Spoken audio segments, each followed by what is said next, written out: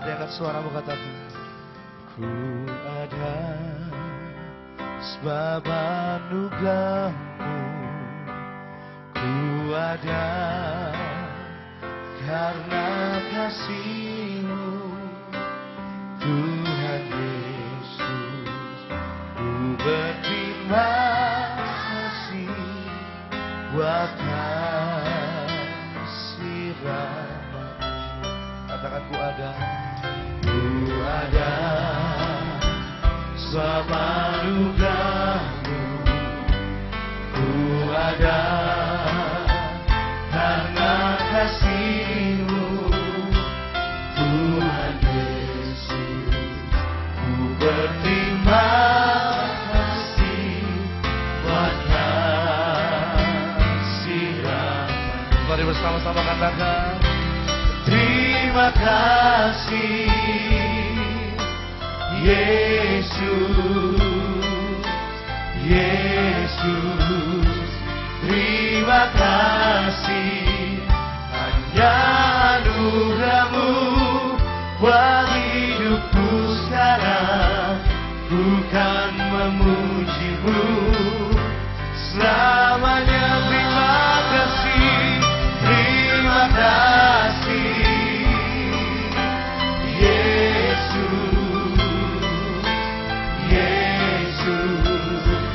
terima kasih hanya anugerah-Mu buat hidupku sekarang. Ku kan memuji-Mu selamanya. Mari yang wanita sendiri angkat suaramu dengan sungguh katakan,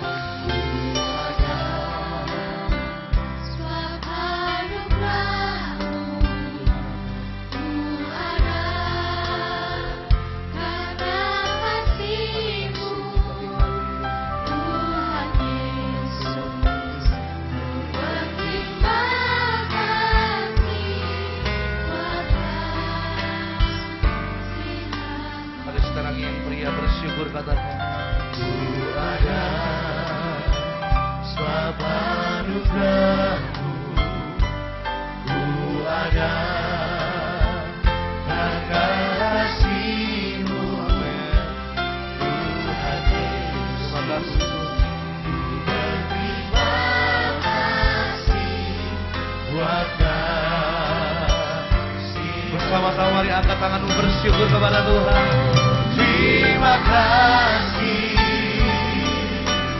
Yesus, Yesus, terima kasih hanya anugerah-Mu buat hidupku sekarang. Ku kan memuji-Mu selamanya. Terima kasih,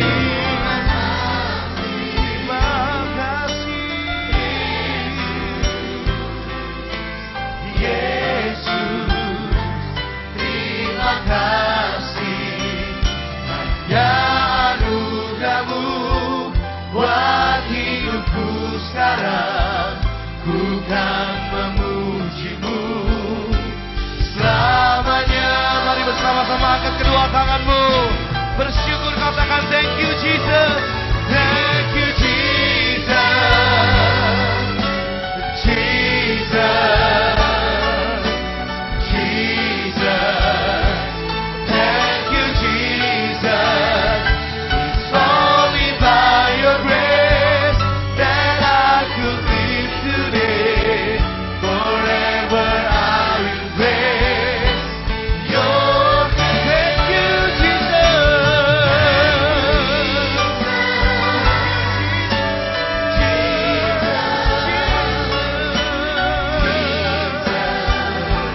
Thank you, Jesus. It's only by your grace that I could live today.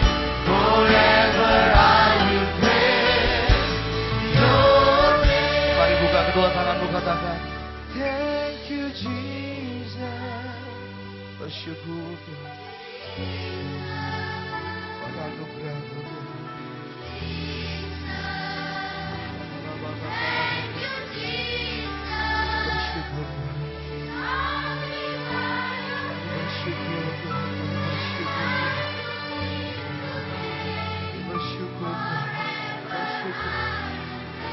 Mari sekali lagi katakan thank you Jesus. Dari hatimu katakan thank you. Thank you Jesus. Jesus. Jesus. Thank you Jesus. Kalau bukan karena anugerah-Mu Tuhan, kami tidak dapat hidup hari ini. Forever I will praise your name. Forever I will praise your name. Forever I will praise your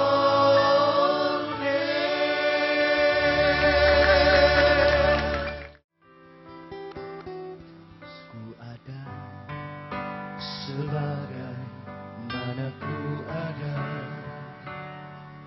berdiri menghadap tatamu Bapa, semua karena anugerah-Mu yang telah selamatkanku.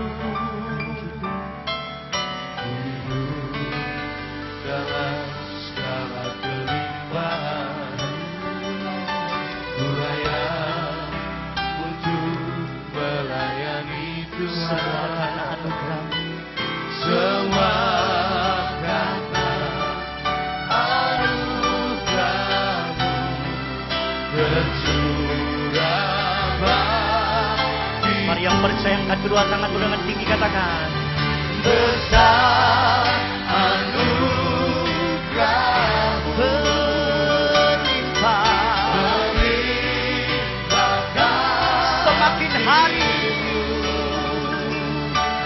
semakin hari, semakin bertambah besar anugerah-Mu. Mari jemaat Tuhan, saya udah makin beri, angkat kedua tanganmu, adakan wajahmu, katakan besar anugerah-Mu berlimpah kasih. Kami percaya semakin hari, semakin hari, semakin bertambah besar anugerah-Mu. Mari sekali berikan tepuk tangan, sorak-sorai yang meriah bagi besar anugerah Tuhan. Besar anugerah-Mu berlimpah kasih-Mu, semakin hari, semakin bertambah besar anugerah-Mu. Semakin hari, semakin hari,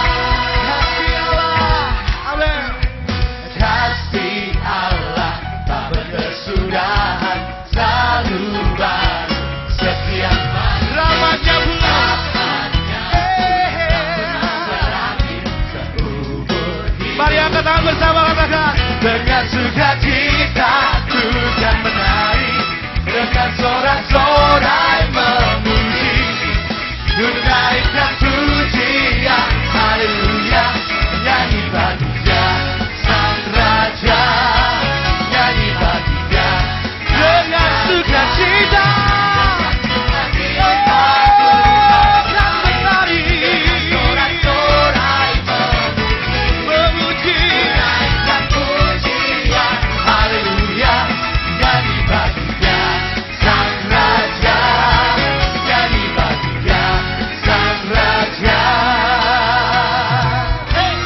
Semuanya bertepuk tangan bagi Yesus Tuhan kita.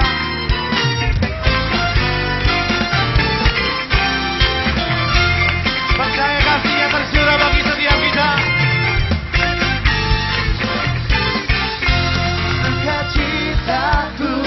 Semua coba beri kemo. Dengan sorak-sorai memuji, ku naikkan pujian, haleluya, nyanyi bagi Dia Sang Raja.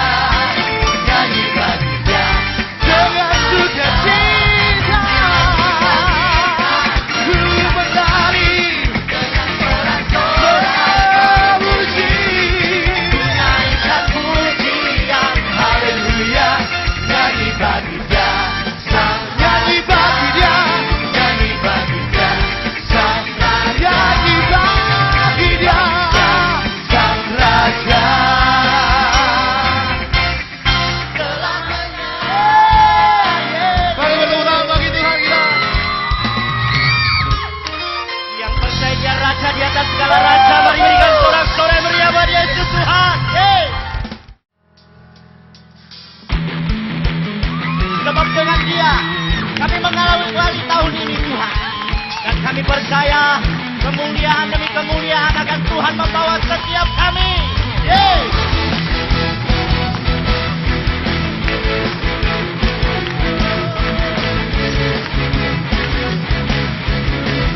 Umat Tuhan yang percaya katakan, tak pernah ku ragu akan kesetiaanmu, kau pegang hidupku sepenuh.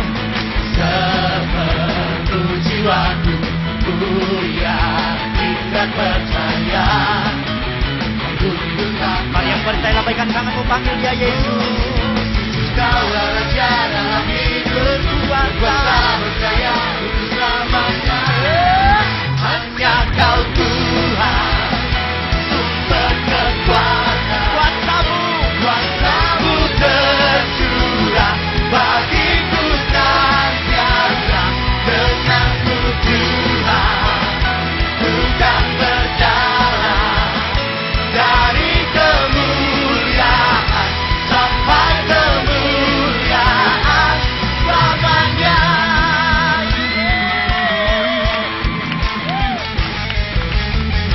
Tak pernah ku ragu akan kesetiaanmu, pegang hidupku. Senap hati katakan sepenuh jiwaku, ku yakin dan percaya. Kau tuntun langkahku. Lambaikan tanganmu, katakan Yesus. Kaulah Raja dalam hidup, berkuasa berjaya, berkuasa. Hanya Kau Tuhan, sumber kekuatan. Kuasamu tercurah bagiku segala. Denganmu Tuhan, ku kan berjalan dari kemuliaan sampai kemuliaan selamanya. Kami sungguh percaya Tuhan. Mari berikan tepukan di atas kepala kita, indahkan bagi Yesus.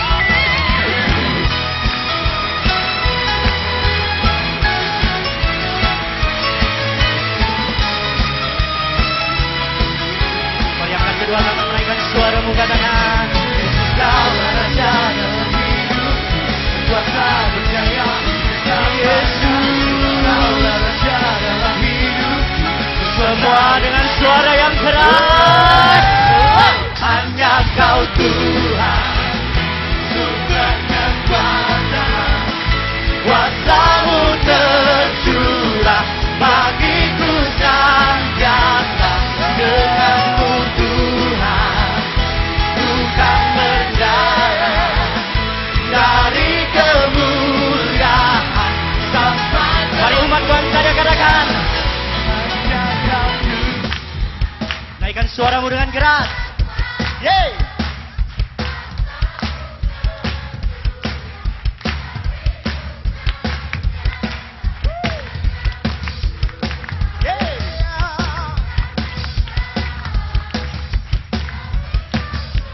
Yang percaya bisa lebih dahsyat lagi dan senang hati katakan. Hanya Kau Tuhan, sumber kekuatan. Kuasa-Mu tercurah bagiku senjata. Dengan-Mu Tuhan,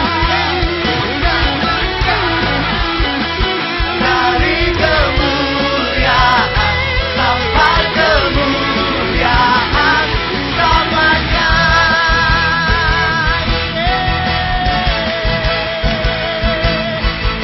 Kami percaya tahun ini adalah tahun kasih karunia bagi setiap kami. Kami akan dibawa dari kemuliaan kepada kemuliaan yang lain. Sorakan haleluya. Minggu pertama di tahun 2011, dari 52 minggu ke depan, saudara sudah memulai ada di rumah Tuhan. Dan ini awalan yang sangat baik sekali. Tahun ini adalah the year of grace, tahun kasih karunia. Saya berdoa supaya betul-betul lebih dari tahun-tahun yang sudah lewat, kasih karunia Tuhan saudara alami besar-besaran. Katakan amin. Nah, saya ingin menyampaikan firman Tuhan tentang seorang bernama Yusuf.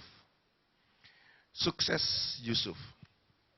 Yusuf ini seorang yang sukses bukan kata dia, tetapi kata Tuhan dan kata orang lain. Dan itulah keadaannya. Baca di dalam Kejadian pasal 39 ayat 1 dan 2 berkata begini.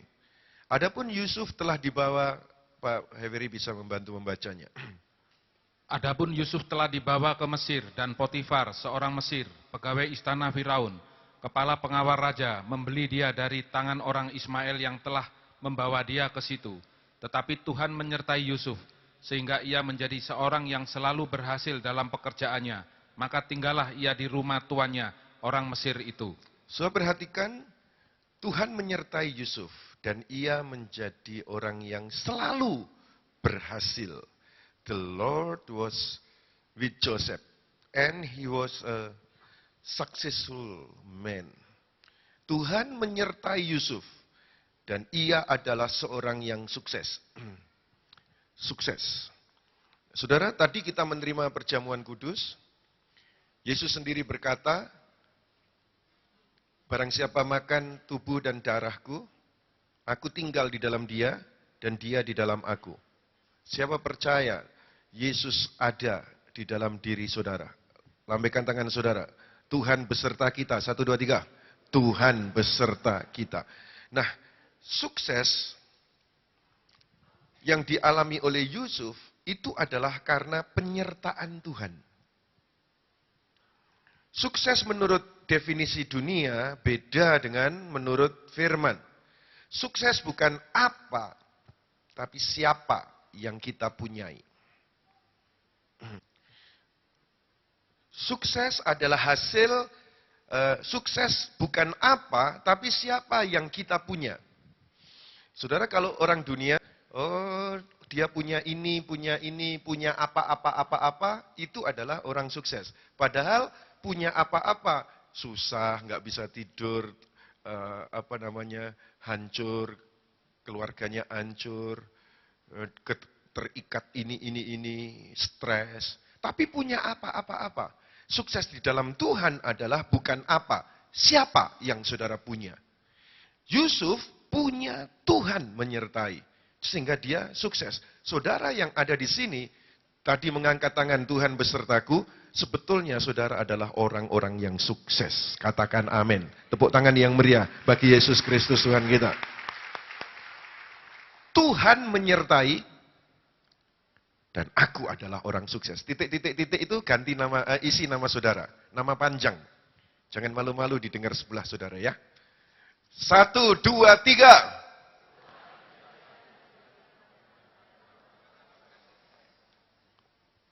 Dua kali lebih keras. 1, 2, 3. Tuhan menyertai Yusak Hadi Siswantoro. Dan aku adalah orang sukses. Katakan amin.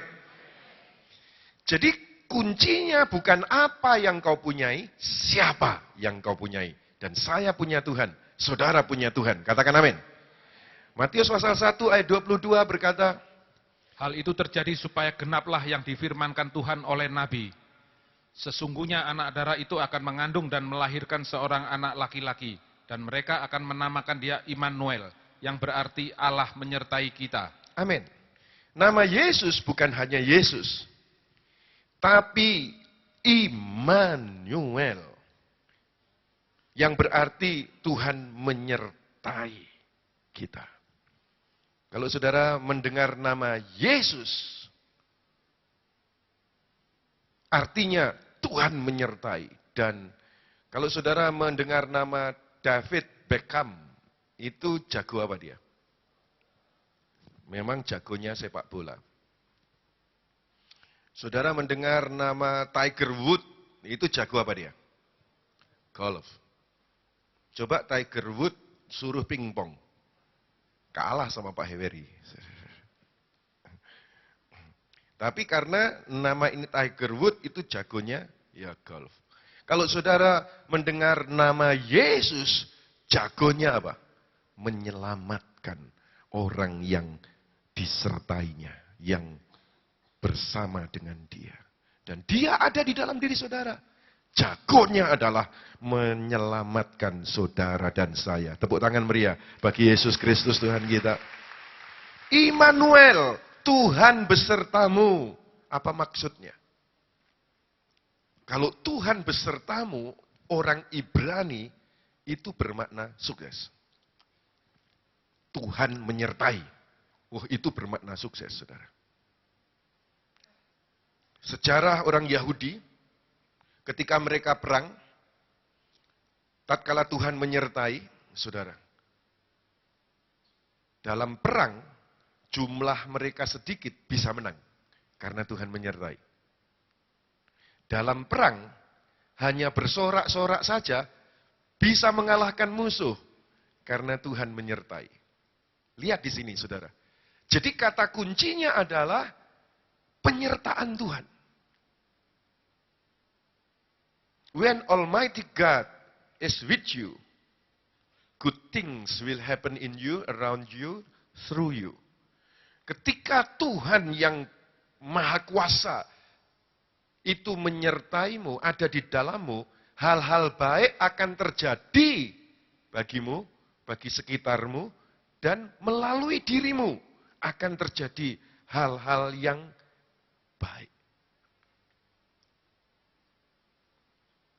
Minggu pertama di tahun 2011 ini, firman Tuhan mengajarkan kepada kita, punyailah keyakinan menjalani tahun ini dengan percaya Tuhan menyertai di dalam diri kita. Katakan amin. Pertanyaannya adalah, kok tidak berasa, Pak? Tuhan beserta kok enggak berasa, Pak? Saudara, penyertaannya bukan dengan rasa, tapi dengan iman. Kalau 2010 saudara disertai Tuhan atau tidak disertai Tuhan itu berdasarkan rasa, tidak boleh lagi. Sebab rasa itu bukan kebenaran. Firman Tuhanlah kebenaran. Penyertaannya bukan dengan rasa, tapi harus responi dengan iman.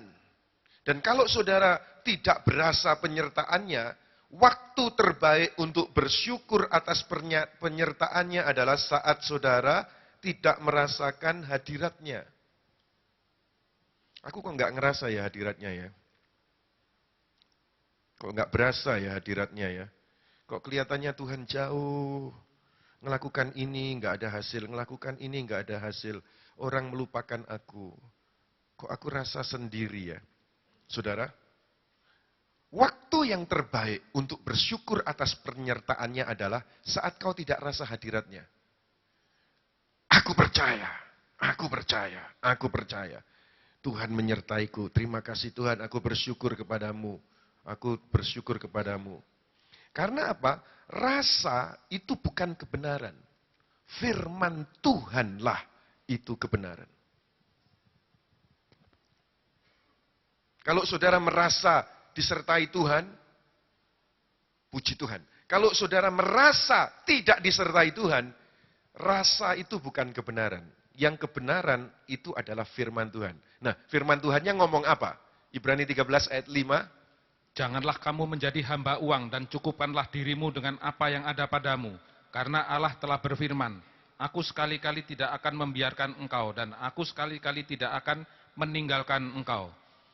Lihat, tidak akan membiarkanmu dan sekali-kali tidak akan meninggalkan engkau. Saudara mau percaya rasa atau saudara mau percaya firman?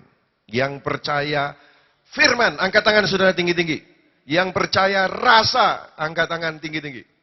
Saudara, seringkali kita hanyut dengan rasa. Aku nggak disertai ini, aku dewean ini. Plek, dewean plek. Itu rasa. Padahal firman-Nya berkata, aku tidak akan membiarkan engkau. Sekali-kali tidak akan membiarkan, sekali-kali tidak akan meninggalkan engkau. Itu adalah firman. Dan itu adalah kebenaran. Tahun 2011, dari minggu pertama sampai minggu ke-52, kalau ada rasa saudara tidak disertai Tuhan, tolak dalam nama Yesus. Katakan amin. Karena sekali-kali dia tidak akan membiarkan, tidak akan meninggalkan saudara. Dari saat ini, sepanjang 2011, Tuhan besertamu. Sebab Tuhan besertaku, aku adalah orang yang sukses. Tuhan menyertai Yusak Hadi Seswantoro, dan aku adalah orang sukses. Semua katakan, Tuhan menyertai nama saudara. 1, 2, 3. Tuhan menyertai. Dan aku adalah orang sukses. Saya mau memberi contoh seorang pribadi yang bernama Yusuf. Tuhan menyertai Yusuf. Di Kejadian pasal 37 ayat yang ketiga. Israel lebih mengasihi Yusuf dari semua anaknya yang lain. Sebab Yusuf itulah anaknya yang lahir pada masa tuanya. Dan ia menyuruh membuat jubah yang maha indah bagi dia. Israel itu Yakub. Yakub memberi jubah kepada Yusuf. Saudara-saudara, jubah ini adalah gambaran daripada anugerah. Lebih daripada 11 saudaranya yang lain. Yusuf diberi jubah yang indah. Kemarin saya melihat film dengan beberapa rekan dari di sini, dari tamu-tamu yang dari luar juga di rumah melihat film tentang Joseph, tentang Yusuf ini. Di film itu juga disebutkan kalau saudara-saudaranya pakai jubah elek-elek, dia pakai jubah ngejreng gitu, menyala. Gitu. Dan dia mendapatkan jubah ini dari ayahnya. Itu adalah gambaran kasih karunia. Lebih daripada saudara-saudaranya yang lain. Saya percaya bahwa kalau saudara ada di tempat ini, itu adalah kemurahan Tuhan, kasih karunia Tuhan. Kenapa kok bukan saudaramu? Kenapa kok saudara? Waktu saya dilahirkan dengan 5 saudara,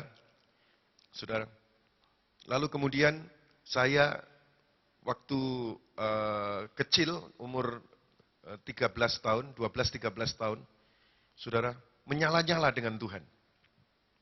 Kenapa kok tidak kakak-kakak dulu? Tidak adik-adik dulu. Saya menyala-nyala dulu dengan Tuhan. Saya di tengah, Pak Jun di paling akhir.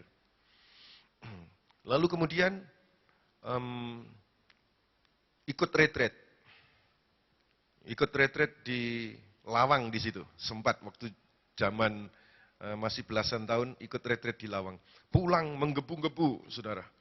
Lalu pergi ke gereja, wah dengan semangat menyala-nyala. Lalu ngajak teman-teman juga datang ke rumah, sembahyang di kamar saya. Kepenuhan roh. Lalu teriak-teriak, waktu zaman itu kan diajarkan kepenuhan roh tidak bisa punya kendali. Lalu teriak-teriak, nangis-nangis. Lalu diketok kamar saya oleh mama saya. Dibuka, ngapain nangis-nangis? Karena mama saya kan belum tahu, saudara, bukan orang Kristen. Lalu kemudian tetangga juga, itu ada orang jualan es di sebelah saya. Itu juga ngomong sama mama saya, kenapa, ada kesusahan apa? Saudara, padahal saya dengan teman-teman laki-laki semua lagi menggebu-gebu dengan Tuhan. Kenapa kok saya? Itu kasih karunia, saudara. Dan akhirnya, berangkat dari sana, adik-adik, keluarga kakak, semuanya ikut ambil bagian di dalam pekerjaan pelayanan. Nah, kalau sekarang ini saudara sudah ada di tempat ini, menyala-nyala dengan Tuhan, itu adalah jubah maha indah yang saudara dapatkan dari Bapa. Katakan amin. Jadi jangan saudara cemburuan dengan yang tidak punya jubah. Saudara sudah mendapatkan kasih karunia. Dan saudara masuk di tahun 2011 di gereja ini adalah tahun kasih karunia. Imani, jubah maha indah, saudara sudah dapatkan. Bagi Yusuf, jubah maha indah itu adalah satu, status lebih tinggi. Dia punya status lebih tinggi dari adik saudara-saudaranya.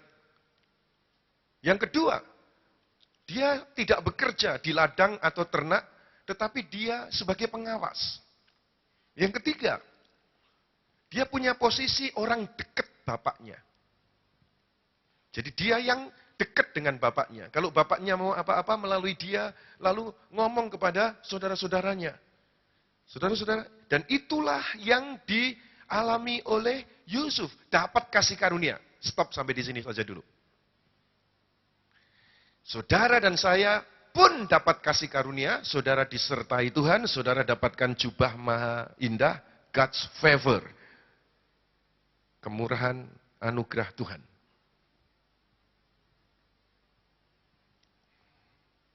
Oleh kanan kiri saudara katakan, aku dapat kemurahan Tuhan. Ayo, aku dapat kemurahan Tuhan. Katakan sekali lagi ke sebelah saudara, aku disertai Tuhan. Haleluya. Aku disertai Tuhan. Sudah selesai. Sampai di sini. Mari kita pulang. Kalau langsung kita dipanggil Tuhan, wah bersyukur Tuhan.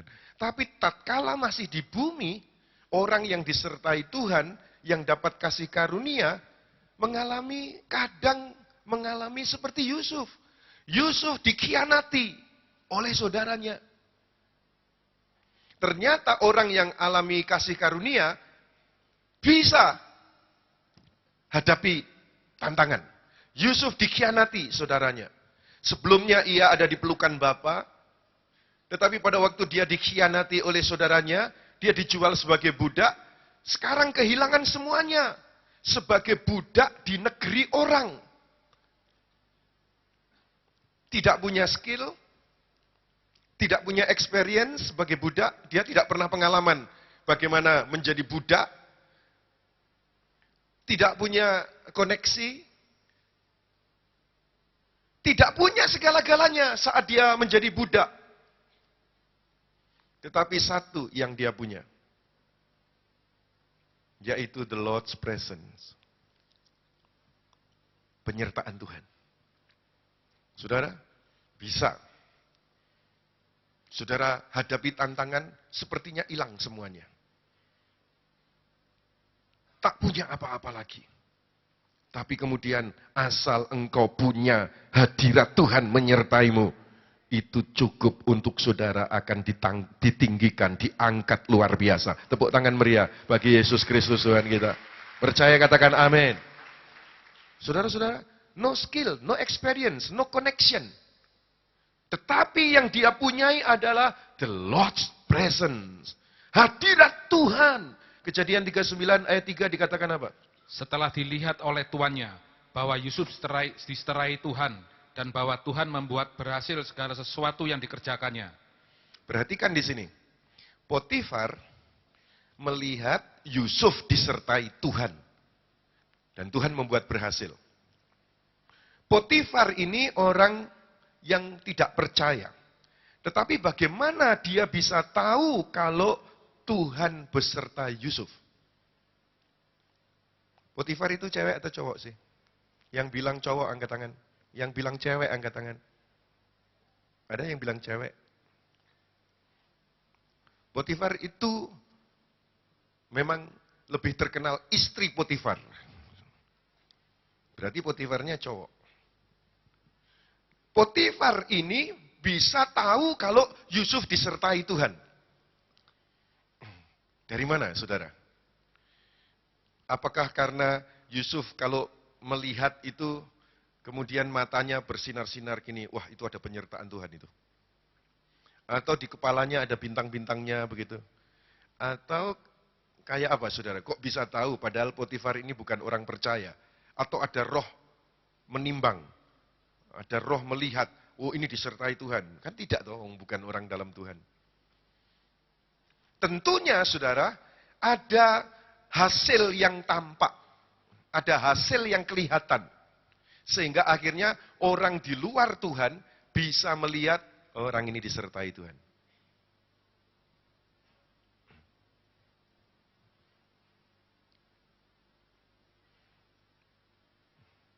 Di dalam film yang saya lihat dengan rekan-rekan kemarin, saudara, kemungkinan Potifar melihat budak-budak lain menggali sumur, nggak ada airnya.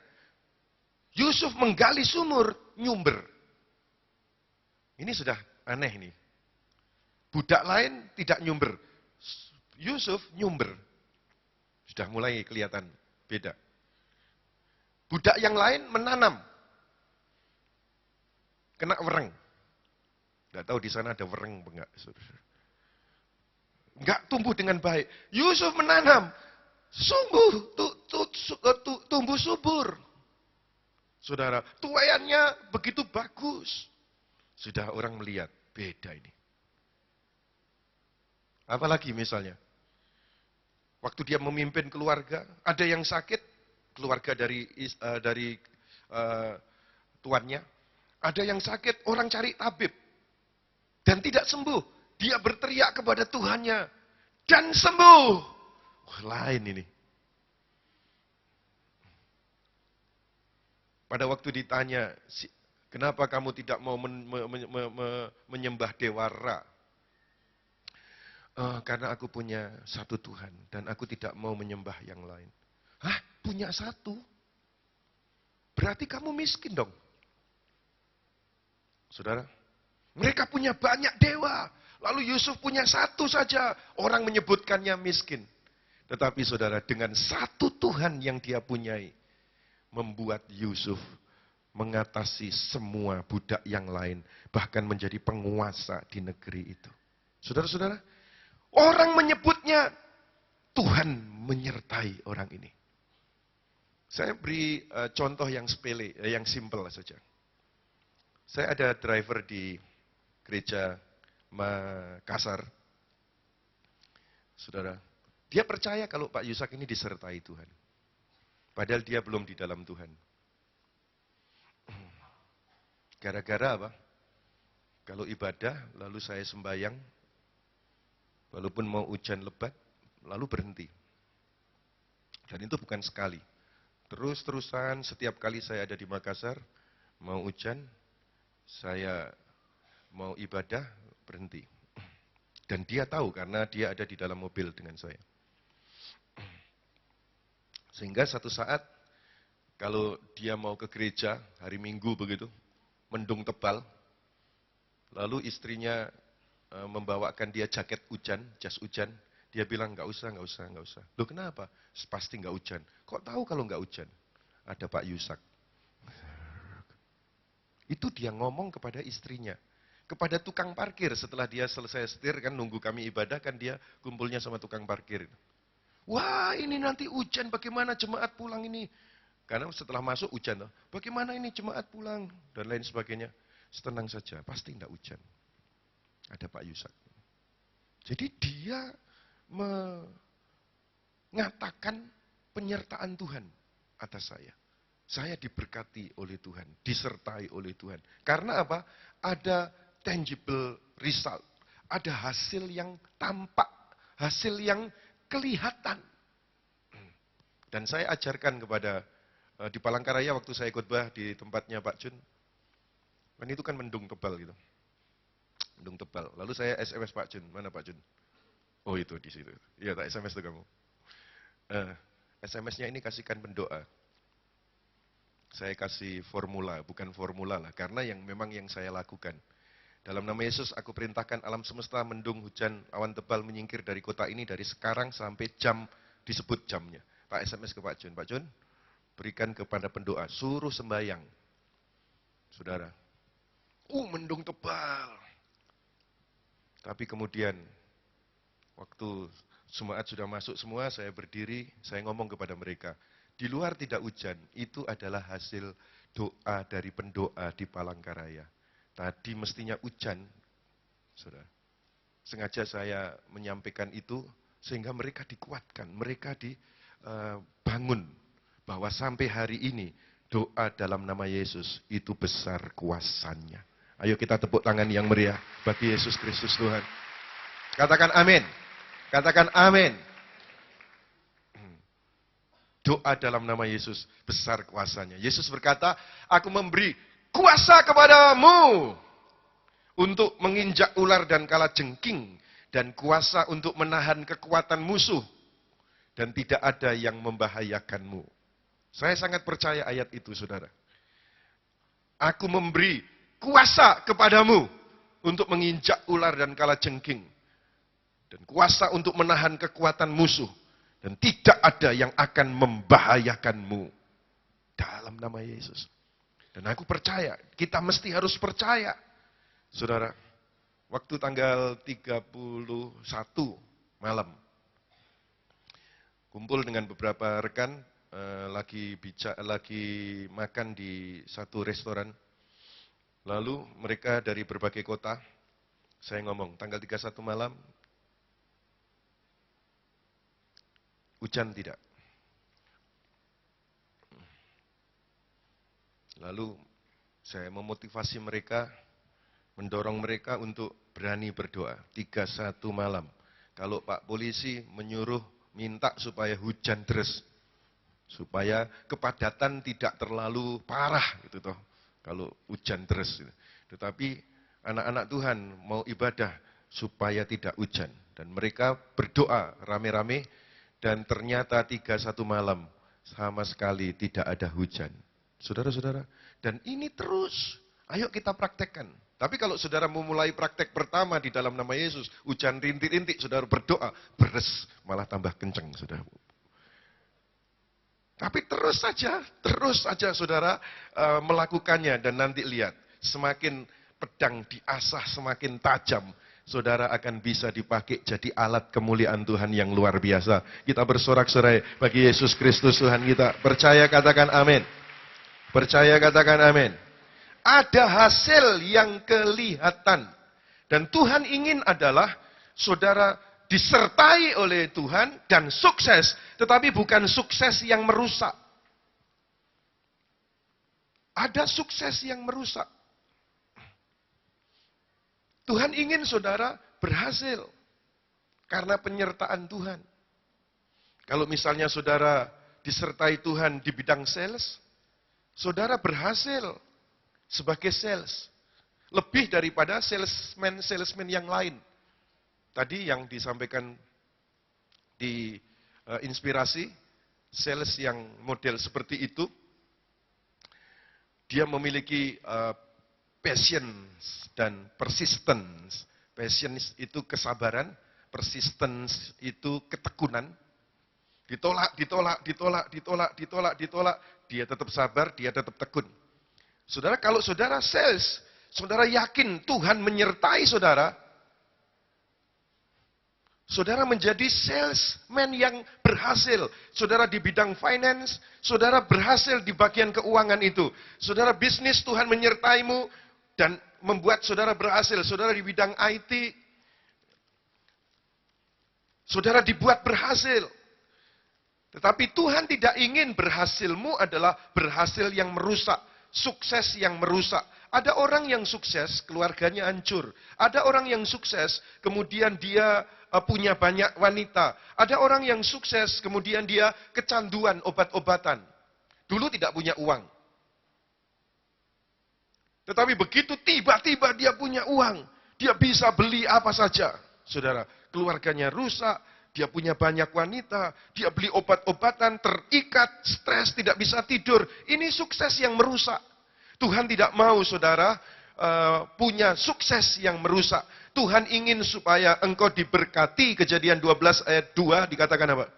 Aku akan membuat engkau menjadi bangsa yang besar dan memberkati engkau serta membuat namamu masyhur dan engkau akan menjadi berkat. Ia ingin memberkati supaya kita jadi berkat. Setuju katakan amin.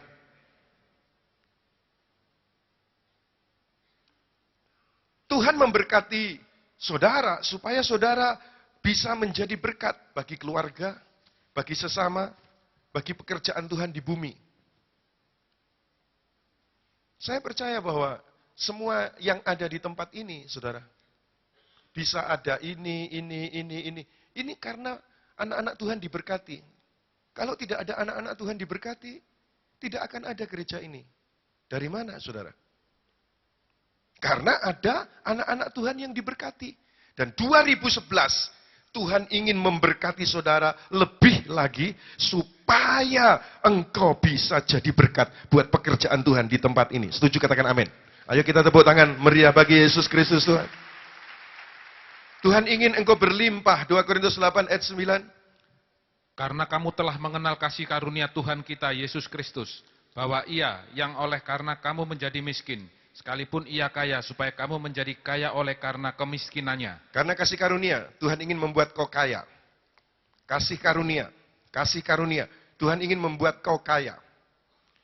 Dan 2 Korintus pasal 8 ini tidak boleh diterjemahkan, oh Pak, itu bukan kaya materi Pak, itu kaya rohani. Biasanya orang yang sok rohani kan menerjemahkannya begitu. Pak, itu bukan kaya materi itu kaya secara rohani. Dengar saudara, 2 Korintus 8 dari ayat pertama sampai terakhir semua berbicara tentang uang. Jadi ayat 9 itu bukan kaya rohani, tetapi kaya secara finance, keuangan. Jadi kalau kita membaca Alkitab, mesti konteksnya. Tidak boleh diambil teksnya. Tetapi konteksnya keseluruhannya apa? Supaya nggak salah. Tetapi kalau kita mendapatkan kebenaran dari teks, lalu diambil dari konteksnya, maka tidak betul. 2 Korintus 8, konteksnya adalah tentang uang. Dan Tuhan ingin membuat engkau kaya. Secara konteks. Nah, seringkali orang mengambil teks dari konteks. Teksnya saja, sehingga tinggal kon. Kon itu kacau. Kalau kita mengambil dari konteksnya, diambil dicuplik begitu saja, tanpa mengetahui konteksnya, kekacauan. Bukan kebenaran, tetapi kekacauan. Nah, saudara-saudara, Tuhan ingin membuat engkau berkelimpahan. Nah, seringkali agama membutakan. Agama yang membutakan itu mengajar bukan Tuhan ingin membuat engkau baik, tetapi Tuhan ingin kamu sakit supaya belajar karakter sabar. Tuhan ingin kamu miskin supaya belajar rendah hati. Sepertinya itu mulia, tapi itu dusta. Itu kebohongan, saudara. Dan itulah yang terdengar di seputar agama. Tuhan ingin kamu sakit supaya belajar karakter sabar. Tuhan ingin kamu miskin supaya belajar rendah hati. Sepertinya mulia kalimat itu, tapi itu bohong.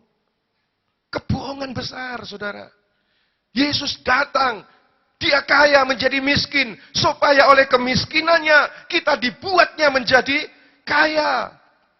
Dan orang-orang yang berada di dalam gambaran ini, itu adalah orang-orang yang berada di bawah hukum Taurat.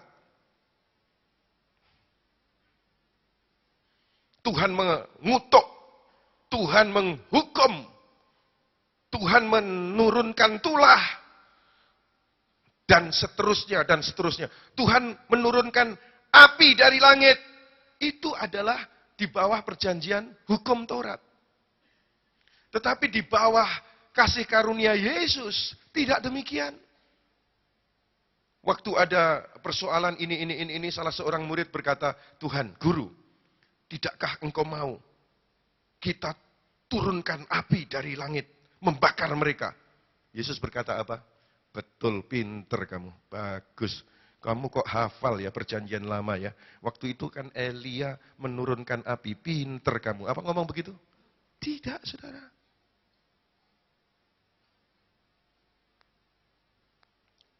Di perjanjian lama di bawah Taurat adalah demikian. Tetapi di dalam perjanjian kasih karunia, Roma pasal 8 berkata, jadi tidak ada penghukuman bagi mereka yang ada di dalam Kristus.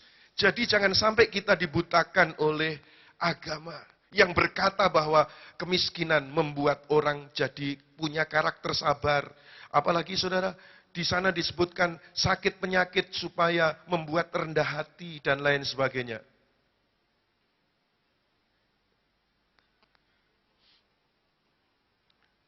Orang beragama yang memalukan, yang berkata sakit miskin itu dari Tuhan. Itu sangat memalukan, saudara. Dan sudah tidak boleh didengungkan lagi di gereja Tuhan di 2011 ini. Lihat orang sakit di hospital, di rumah sakit. Kejet-kejet, sekarat. Apakah orang beragama berkata, kamu ngalami ini supaya kamu rendah hati. Lihat orang yang miskin di jalanan, yang busung lapar dan lain sebagainya. Kamu ngalami ini, Tuhan ingin kamu supaya punya karakter yang baik. Supaya kamu sabar. Saudara, jadi bahan ketawaan. Sementara dokter menggunakan waktunya, menggunakan ilmunya, menggunakan semua kemampuannya untuk melawan penyakit. Orang beragama berkata, kamu dibuat sakit oleh Tuhan, kamu dibuat miskin oleh Tuhan. Sementara pemerintah lagi mengadakan program pengentasan kemiskinan. Orang Kristen berkata, Yesus membuat kamu miskin supaya rendah hati. Yesus membuat kamu sakit supaya belajar karakter sabar. Yang benar, saudara. Hubungan saudara dengan Tuhan itu bukan religion, agama. Tapi relationship. Seperti bapak dengan anak. Itulah hubungan saudara dengan bapak. Dan orang tua ingin yang terbaik buat anaknya. Kalau di perjanjian lama tanpa Yesus, hubungan mereka dengan Tuhan, itu hubungan penuh dengan hukum. Salah dihukum, dikutuk, kena musibah, kena malapetaka, macam-macam. Tetapi begitu Yesus datang, menggenapi hukum Taurat, dia terhukum, murka Allah ditimpakan kepadanya, supaya yang percaya kepada Yesus tidak perlu alami hukuman, tetapi beroleh keselamatan, kasih karunia yang besar. Tepuk tangan meriah bagi Kristus Tuhan kita. Supaya di dalam Yesus, hubungan saudara dengan Tuhan bukan hukum, tetapi relationship. Kalau agama itu hukum, religion itu hukum, tetapi relationship, hubunganmu dengan Tuhan itu bapak dengan anak. Dan orang tua ingin yang terbaik buat anaknya. Matius 7 ayat 11. Jadi jika kamu yang jahat tahu memberi pemberian yang baik kepada anak-anakmu, apalagi Bapamu yang di surga, Ia akan memberikan yang baik kepada mereka yang meminta kepadanya. Tolak dalam nama Yesus. Semua pemahaman, paradigma lama, bahwa Tuhan menghukum aku. Tuhan mengutuk aku dengan sakit penyakit kemiskinan. Tolak dalam nama Yesus. Itu bukan kebenaran di perjanjian baru, perjanjian kasih karunia. Karena hubungan saudara dengan Tuhan itu bapak dengan anak. Saya tidak mungkin, kalau salah satu anak saya salah, lalu saya bakar tangannya, sampai gosong, sampai berbau kulit terbakar. Enggak akan. Jadi kalau ada kebakaran jangan ngomong, Tuhan lagi menghukum aku. Itu bohong. Kalau sakit jangan berkata, Tuhan membiarkan aku sakit supaya rendah hati. Itu dustanya iblis. Yang dipercayai oleh orang Kristen.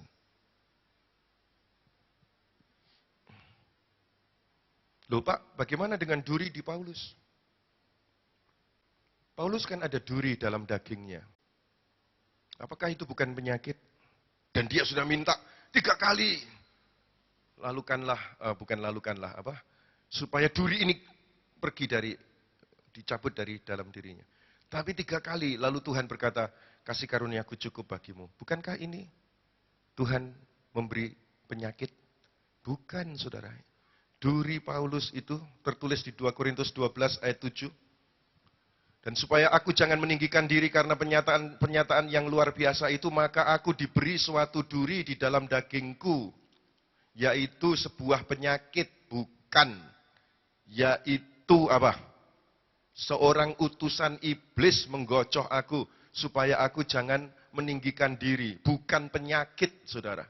Tetapi disebutkan di situ seorang. Itu dalam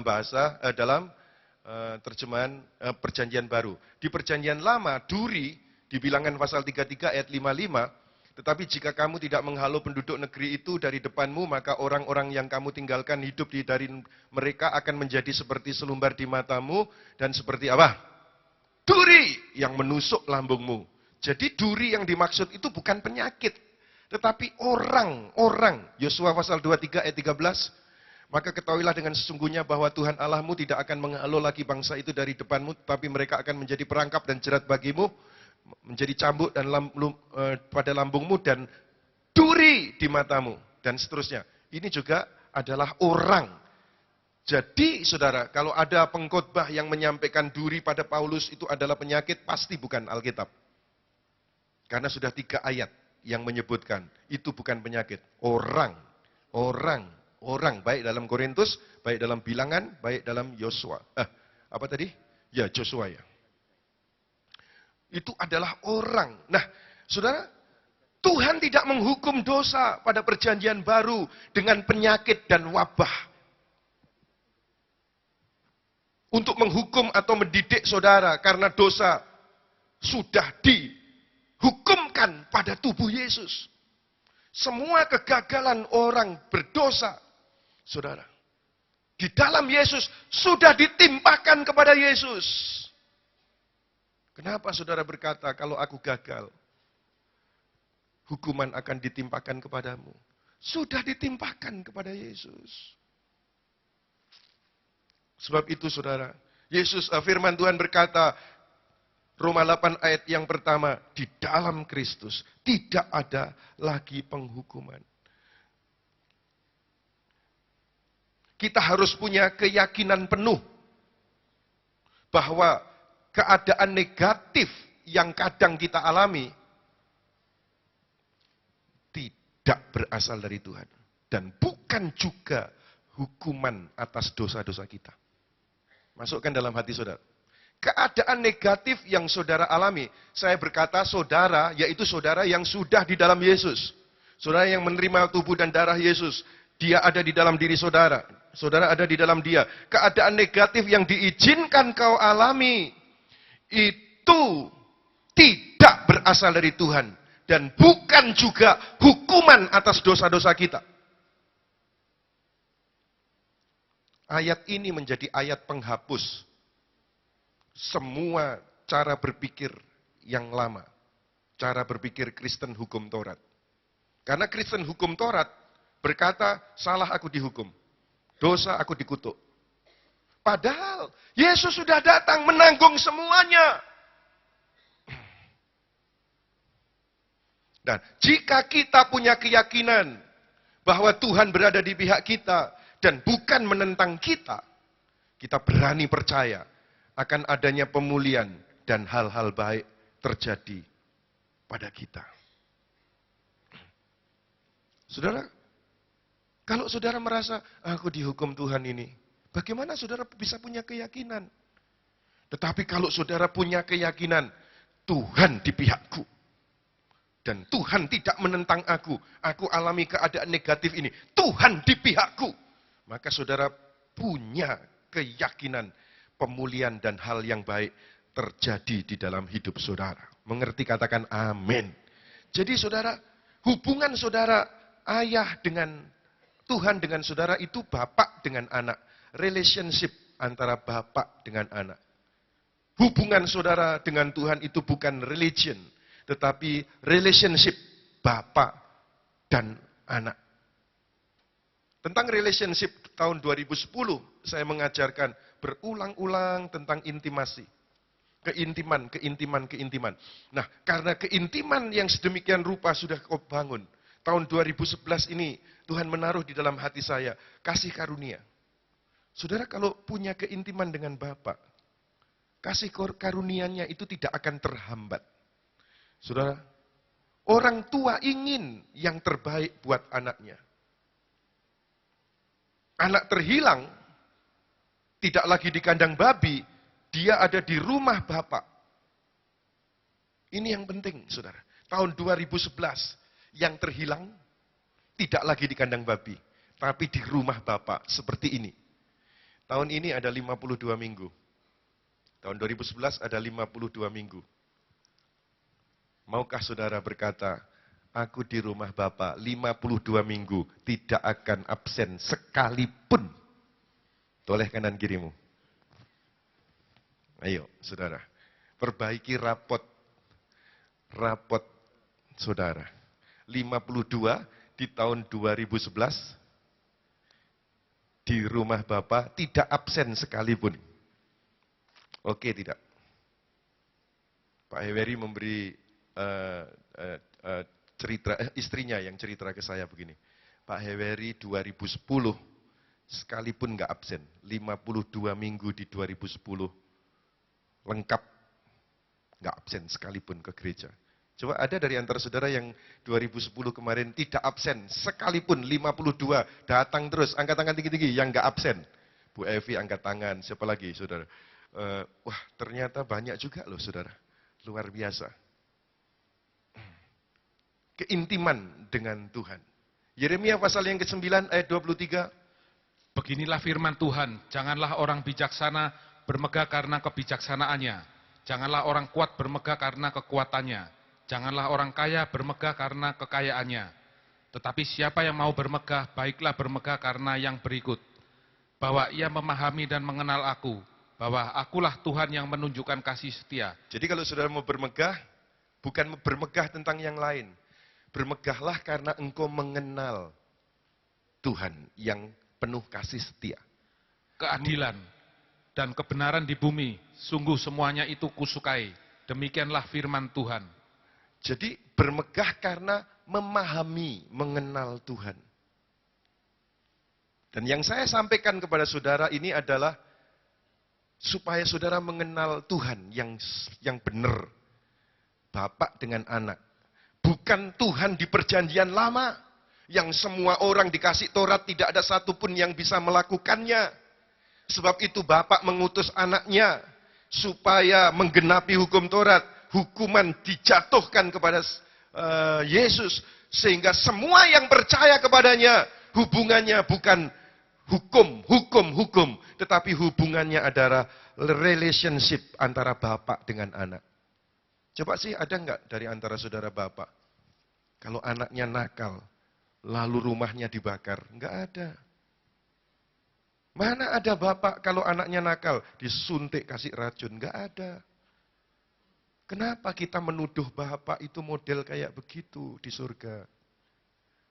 Ayolah saudara, tahun 2011 ini, kalau engkau bermegah, bermegahlah bahwa engkau mengenal bahwa Bapak itu baik.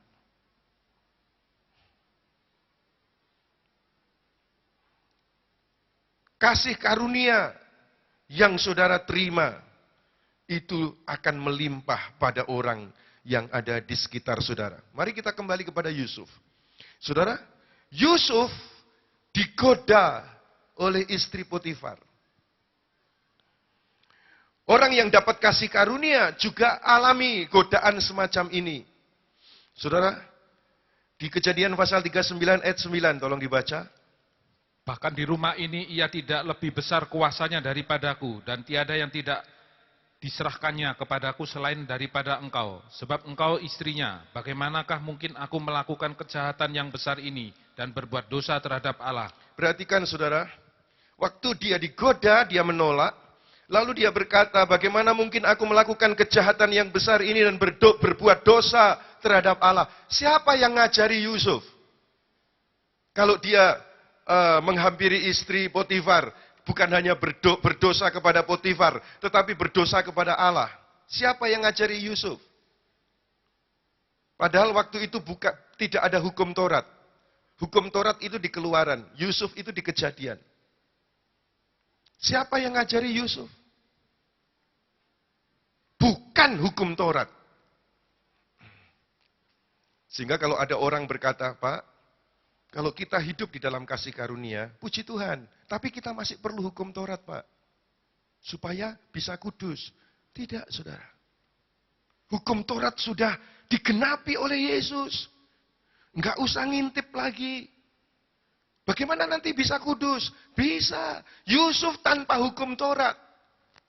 Tanpa 10 perintah. Dia bisa kudus. Siapa yang ngajari? Penyertaan Tuhan. Itu yang mengajar dia akan kekudusan. Katakan amin. Saudara-saudara, ini yang mesti kita pahami dengan benar. Sekarang bukan zaman Taurat. Tetapi di Ibrani pasal 8 ayat yang ke-10 dikatakan apa? Maka inilah perjanjian yang kuadakan dengan kaum Israel sesudah waktu itu. Demikianlah firman Tuhan. Aku akan menaruh hukumku dalam akal budi mereka dan menuliskannya dalam hati mereka. Maka aku akan menjadi Allah mereka dan mereka akan menjadi umatku. Lihat di sini saudara. Tidak di loh batu. Sebelum hukum Taurat sudah ditaruh penyertaan Tuhan. Dan setelah hukum Taurat digenapi oleh Yesus karena tidak ada yang bisa melakukannya. Perjanjian yang diadakan, aku akan menaruh hukumku bukan pada loh batu, tetapi di hati mereka. Kenapa saya sampaikan ini kepada saudara? Supaya saudara tidak terikat kepada hukum Taurat. Karena iblis memakai hukum Taurat menjadi pendakwa bagi orang percaya. Bayangkan kalau pendeta mengkhotbahkan hukum Taurat dan jemaat harus melakukan hukum Taurat, yang bersorak-sorak adalah si iblis.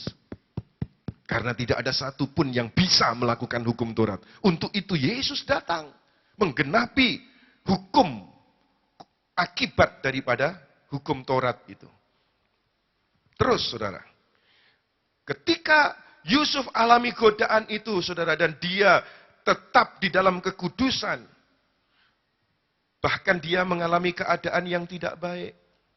Tetapi saya mau beritahukan, don't be discouraged by your current circumstances.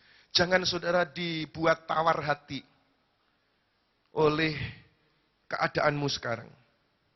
Apakah saudara sekarang sedang alami keadaan yang tidak baik? Kadang di posisi paling bawah, percayalah, ada greatest promotion. Yusuf pada waktu itu ada di posisi paling bawah. Dia tidak punya skill, no experience, no connections. Tetapi dia punya the Lord's presence. Dia punya penyertaan Tuhan. Keadaan paling bawah ternyata juga membawa dia kepada greatest promotion. Tingkat promosi yang terbesar. Saudara-saudara, yang saya tuliskan di sini, kalau Yusuf tidak dikhianati oleh saudaranya, kalau Yusuf tidak dijual sebagai budak, Kalau Yusuf tidak berada di rumah Potifar, kalau Yusuf tidak dimasukkan ke penjara, kalau dia tidak mengartikan mimpi juru roti, juru minuman raja, kalau dia tidak mengartikan mimpi raja, maka tidak ada promosi sebagai penguasa Mesir.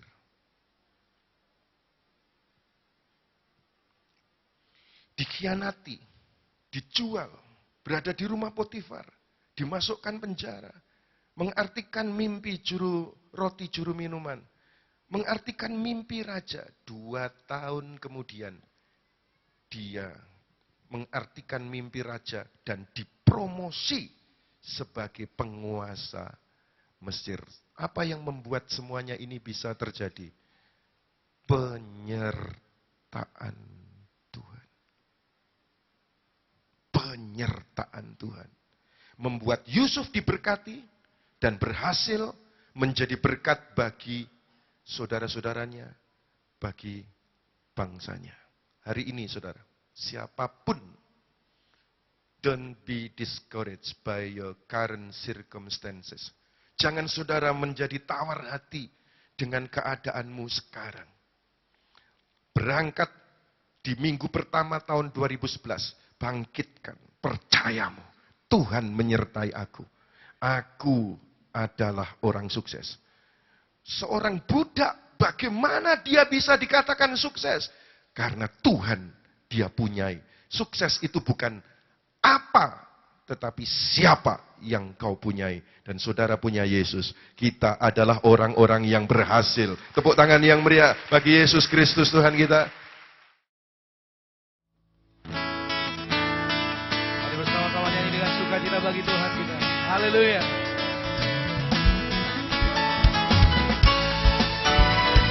Semuanya bertepuk tangan bagi Yesus Tuhan. Agar Bapa melindungi anaknya di dalam bahaya. Begitulah Engkau Tuhan bagiku, takkan pernah tinggalkan diriku. Bersama-sama katakan, Bila ku bersamamu, bila ku di dalam, bila kau di pihakku, siapa lawanku? Di dalam dunia ini tiada sepertimu, dan aku takut untuk selamanya.